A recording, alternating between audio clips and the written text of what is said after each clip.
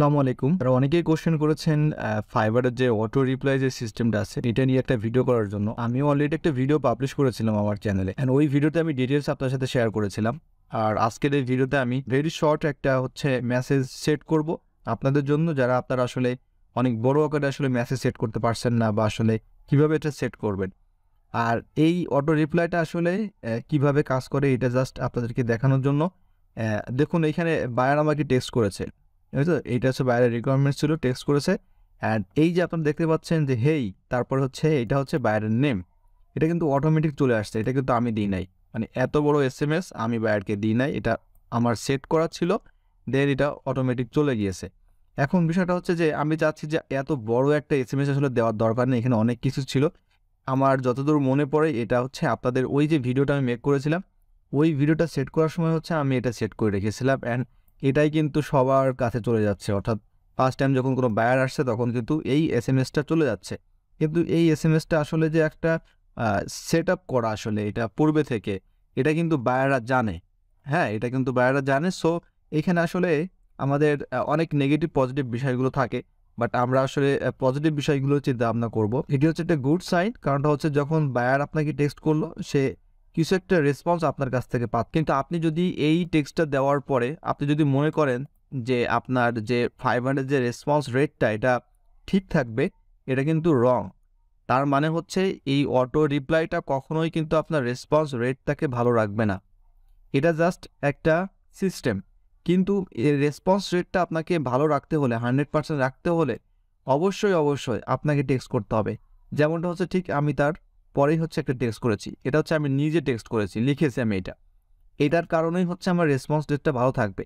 এখন এই টেক্সটটা যদি আমি 1 দিন বা 2 দিন পর, অথবা আমি যদি 5 ঘন্টা 10 ঘন্টা পরে রিপ্লাই করি, তাহলেও কিন্তু সেটা আমার অ্যাকাউন্টের জন্য কিন্তু ভালো না। এখানে অটো রিপ্লাই সেট করলেই যে আপনার বায়ার কমিউনিকেশন পারফেক্ট হয়ে যাবে, বিষয়টা এমন না। এখানে অবশ্যই আপনাকে কিন্তু টেক্সট করতে হবে, নিজে টেক্সট করতে হবে, বায়ারের সাথে কমিউনিকেশন করতে হবে।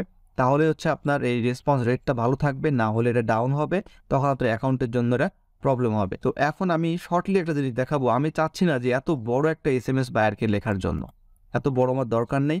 সো আমি যেটা চাচ্ছি, আমি সরাসরি চলে যাচ্ছি আমার এই সেট আপ করার জন্য অবশ্যই দিতে হবে ইউজ এ কুইক রেসপন্স। এখানে ক্লিক করব, অ্যান্ড সেট অটো রিপ্লাইতে ক্লিক করলে আপনারা দেখতে পাবেন যে আমার যে এসএমএসটা বর্তমানে শো করলো, এইটা এই যে লাস্ট চিয়ার্স, আর এখানে হেই ইউজার নেম। আপনি যদি এখানে এই যে সেকেন্ড ব্র্যাকেটের মধ্যে যদি আপনি দেন, তাহলে ইউজার নেমটা দিয়ে সাথে সাথেই অটোমেটিক তার ইউজার নেমটা নিয়ে নেবে। তারপর এখানে পুরো ডিটেলস, আর জাস্ট একটা সেন্টেন্স আমি লিখবো। এখানে জাস্ট একটা সেন্টেন্স আমি এখানে লিখেছি যে thank you for reaching out to me. আপনার এত কিছু এখানে লেখার দরকার নেই। এটা বায়ারকে একটা এঙ্গেজ রাখার জন্য, মানে ধরে রাখার জন্য একটা সিস্টেম আর কি।